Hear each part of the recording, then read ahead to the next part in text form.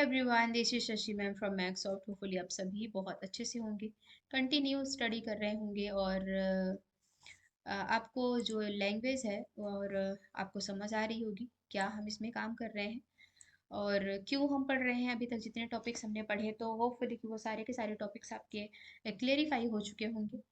और चलिए आगे बढ़ते हैं। फाइल सिस्टम टू डीबीएमएस हमने फाइल बनाई, और फाइल बनाई अब उसको हम डीबीएमएस तक कैसे लेकर के जाएंगे, ठीक है ना। डेटाबेस मैनेजमेंट सिस्टम तक हम उसको कैसे लेके जाएंगे, कैसे उसमें हम लिंक करेंगे, क्या क्या चीज़ें नेसेसरी हैं जो हमें फॉलो करनी चाहिए, बेसिकली हम इसमें यही देखेंगे।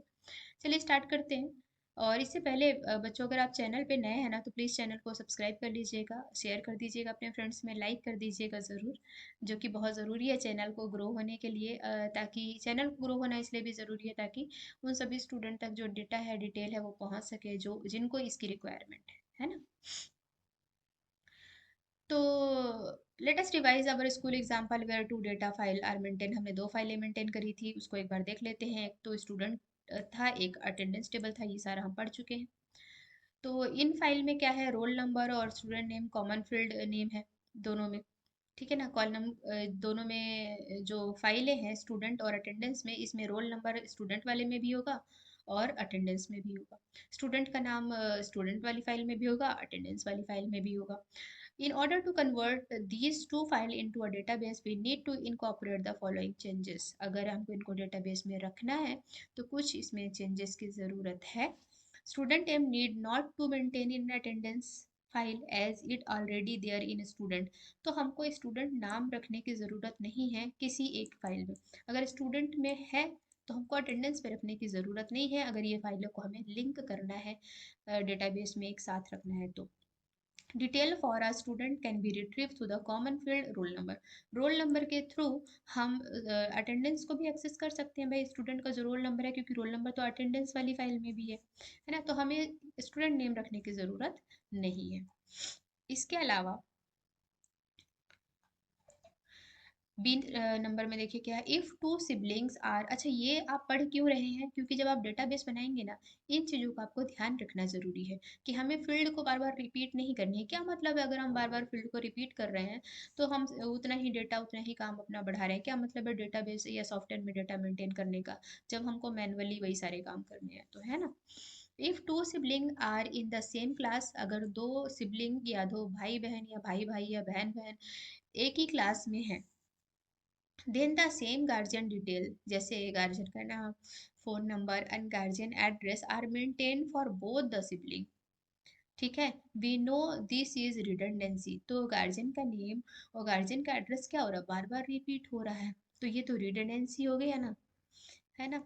अगर एक ही क्लास में है तो हमको बार बार रखने की क्या ज़रूरत है, नहीं ज़रूरत है। siblings database we can avoid this, so let us split the student file into the student file in two file, student file and guardian file। तो वापस से हमने स्टूडेंट फाइल को किस में कर दिया, एक गार्जियन का फाइल कर दिया और एक स्टूडेंट का फाइल कर दिया। File so that each guardian data are maintain only once, जितने भी गार्जियन है उनका डेटा केवल एक बार ही मेंटेन होगा। क्यों, क्योंकि उसका फ़ोन नंबर वगैरह जितना है वो सारा कुछ तो मैच होगा दोनों से। इसके अलावा one and more guardian can have the same name, हो सकता है कि एक से ज़्यादा गार्जियन का नाम एक जैसा ही हो। So it will not be possible to identify which guardian is related to which student. In such cases we need to be create additional column say guardian ID. तो हमको एक गार्जियन आईडी भी क्रिएट करनी होगी। Guardian ID create करने से क्या होगा, अगर दो सिबलिंग्स हैं और उनके गार्जियन का आईडी सेम है तो वो उनके गार्जियन माने जाएंगे, ठीक है। ठीक इसी तरह से किसी गार्जियन का अगर नाम, दो गार्जियन का नाम अगर सेम है तो हम उनकी आईडी देख करके पता कर सकते हैं कि किस कौन से वाले गार्जियन का आईडी किस स्टूडेंट से मैच कर रहा है, ठीक है। That will take unique value for each record in the guardian file, and the column ID will also be kept with student file with related these two file। तो हम उसको स्टूडेंट कॉलम में भी एक रख देंगे और एक आईडी उसमें भी रहेगी जो कि गार्जियन टेबल है, ठीक है। We could distinguish guardians by their phone number also, but phone number can change। हम फ़ोन नंबर को भी बना सकते हैं, ऐसा नहीं है, बट फ़ोन नंबर चेंज हो सकता है बीच में, लेकिन हम आईडी को चेंज नहीं कर सकते। And therefore may not truly distinguish guardian. ज़रूरी नहीं है ना, कि फ़ोन नंबर से हम गार्जियन को ट्रूली डिस्टिंग्विश कर सकें। ठीक, क्योंकि फ़ोन नंबर चेंज हो गए, या फिर हमने कुछ दो दो हमने फ़ोन नंबर्स रख लिए, हम दोनों में, हमारे घर में 2 या 3 नंबर एक्सेस होते हैं, तो हम कुछ भी दे सकते हैं, लेकिन आईडी जो है वो यूनिक होती है। फिगर ये जो 8.1 है, इसमें थोड़ा डिटेल वही दी गई है गार्जियन का, उसको देख लेते हैं। यहाँ पर देखिए, स्टूडेंट में हम देंगे roll number, student name, student date of birth, and user जो गार्जियन डिटेल। अब यहाँ पे देखिए, ये जो गार्जियन डिटेल है, ये ये इससे लिंक हो रहा है, तो हम इन दोनों टेबल को एक्सेस कर सकते हैं। ठीक, अब यहाँ पे हमको रोल नंबर देने की ज़रूरत नहीं है, क्योंकि हम इस आईडी को इस आईडी से मैच करेंगे तो हमको पता चल जाएगा किस स्टूडेंट का के गार्जियन है ये, या फिर ये इन स्टूडेंट के कौन से गार्जियन है, इसके थ्रू हमें पता चल जाएगा। फिर हम गार्जियन का नाम, फ़ोन नंबर, एड्रेस तो ये हम रखेंगे ही। फिर अटेंडेंस जो है, अटेंडेंस कैसे लिंक होगा, ये रोल नंबर के थ्रू लिंक हो जाएगा। यहाँ पे देखिए, इसमें रोल नंबर है और ये रोल नंबर, ठीक है, और ये यूनिक है।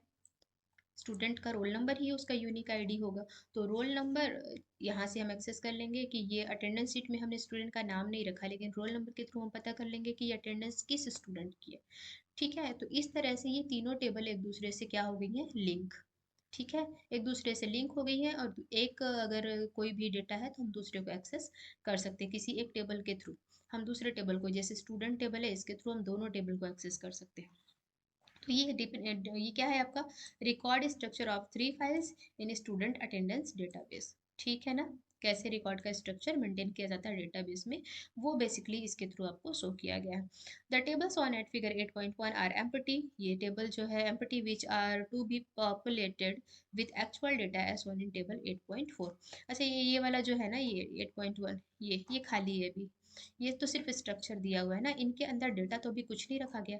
लेकिन ये वाली जो टेबल है, इसमें हमने क्या कर दिया है, डेटा। अच्छा, ये सारी चीज़ें आपको भी प्रैक्टिकल में बताने वाली हूँ, ठीक है ना।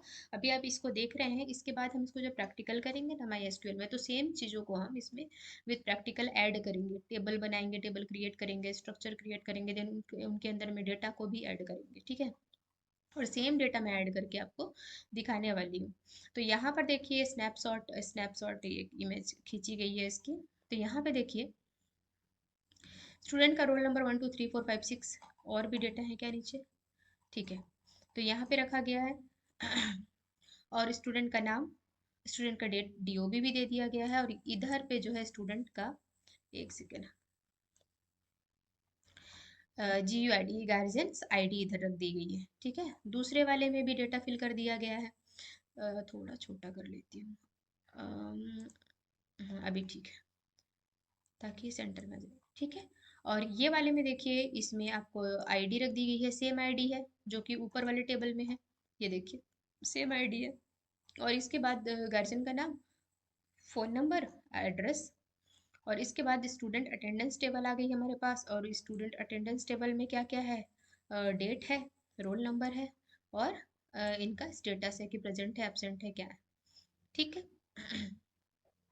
1 2 3 4 5 6, तो ये एक डेट का, 20 20 20, ये 1 का, ये 2 डेट, 1 सितंबर, और ये 2 सितंबर का, जो इनका प्रेजेंटी डिटेल है, ठीक है।